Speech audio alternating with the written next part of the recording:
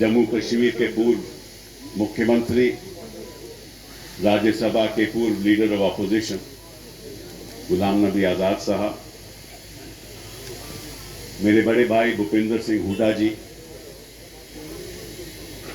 मेरे भाई आनंद शर्मा साहब, मेरे छोटे भाई मनीष तिवारी जी, राज बब्बर साहब, विवेक तनखा साहब और यहाँ बैठे हुए मंच पे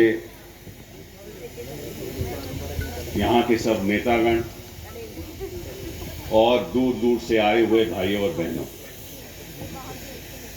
गांधी जी की छत्र छाया में हम झूठ तो नहीं बोल सकते। सच बोलने का मौका है और आज सच ही बोलेंगे।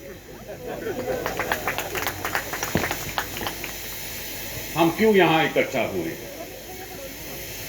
सच्चाई तो ये है कि कांग्रेस पार्टी हमें कमजोर होती दिख रही है और इसलिए हम यहां इकट्ठा हुए हैं और पहले भी इकट्ठा हुए थे।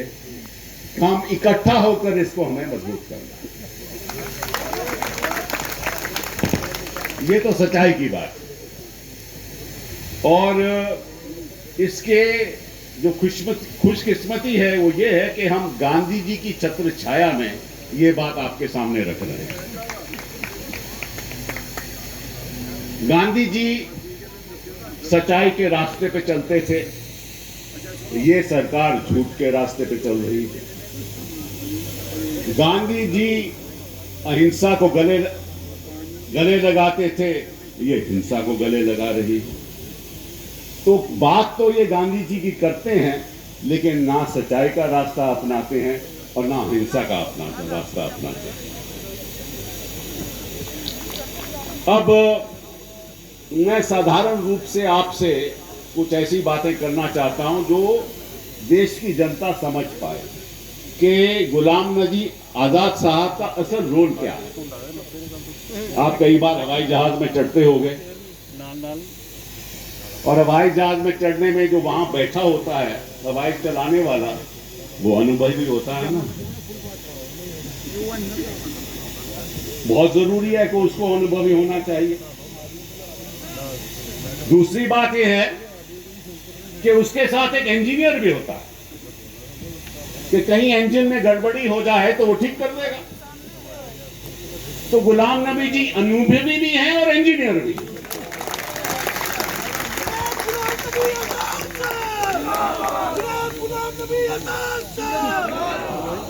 मैं ये बात आपके सामने क्यों रख रहा हूं और साधारण रूप से क्यों कह रहा हूं? क्योंकि गुलाम नबी आजाद साहब कांग्रेस पार्टी के ऐसे नेता हैं जो हर प्रदेश के हर जिले की जमीन असलियत को कांग्रेस को जानते हैं। क्या कांग्रेस की असलियत है, कहां है, सब ना तो नेता लोगों के साथ इनका गहरा संबंध है।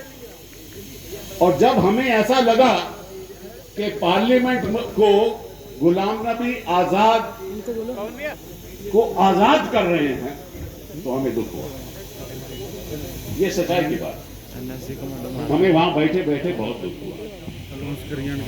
हम नहीं चाहते थे कि गुलाम नबी आजाद साहब को पार्लियामेंट से आजादी मिले। ये क्यों? आप पूछिए क्यों?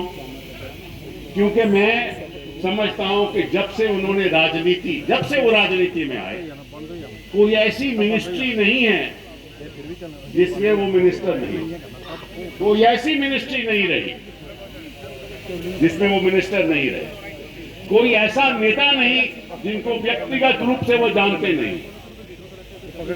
और जब ये लीडर ऑफ ऑपोजिशन थे, मैं आपको सच्चाई की बात करता हूं कि टेलीफोन जब ये किसी भी नेता को करते थे तो सुबह इनके यहां सभी नेता आकर मीटिंग करते। ये एक अनुभवी नेता ही कर सकता है। और मुझे तो इस बात की समझ नहीं आई कि इस अनुभव को कांग्रेस पार्टी इस्तेमाल क्यों नहीं कर रही। ये आज तक बात नहीं समझ आ रही।